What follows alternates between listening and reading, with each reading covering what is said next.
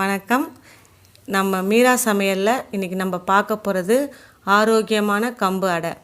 இதுக்கு தேவையான பொருள்கள் பார்த்திங்கன்னா, 1 கப்பு கம்பு, 1 கப்பு அரிசி, அரை கப்பு துவரம்பருப்பு, தாளிக்க கடுகு, காஞ்ச மிளகா, ருசிக்கு உப்பு, அவ்வளோதான்.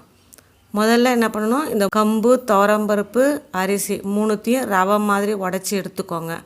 வாணலி வச்சு எண்ணெய் ஊற்றி கடுகு, காஞ்ச மிளகா கிள்ளி போடுங்க.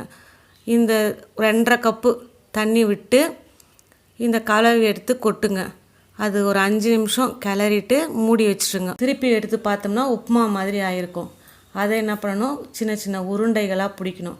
உருண்டை பிடிக்கும் பொழுது பார்த்து கவனமாக பிடிங்க. லேசாக பிடிச்சிங்கன்னா உடஞ்சிடும், அழுத்தி பிடிச்சாலும் சரி வராது. அதனால் திட்டமாக பிடிச்சி சின்ன சின்ன பிள்ளைகளாக தோசைக்கல்லில் தட்டிடுங்க. எண்ணெய் ஊற்றுங்க, சுற்றியும் மூடி வைங்க. அதுக்கப்புறம் ஒரு 5 நிமிஷம் மிதமான தீயில வச்சிங்கன்னா வெந்திருக்கும். அப்புறம் திருப்பி போட்டு எண்ணெய் ஊற்றி மூடி வைங்க. 5 நிமிஷத்தில் வெந்துடும். நம்மளுடைய கம்பு அடை ரெடி ஆயிடுச்சு. இது மேலே மொறுமொறுன்னு இருக்கும், உள்ளே சாஃப்டாக இருக்கும், நல்லா டேஸ்ட்டாகவும் மணமாகவும் இருக்கும். இது உடம்புக்கு நல்லது. இதுக்கு வெங்காய சட்னி சூப்பராக இருக்கும்.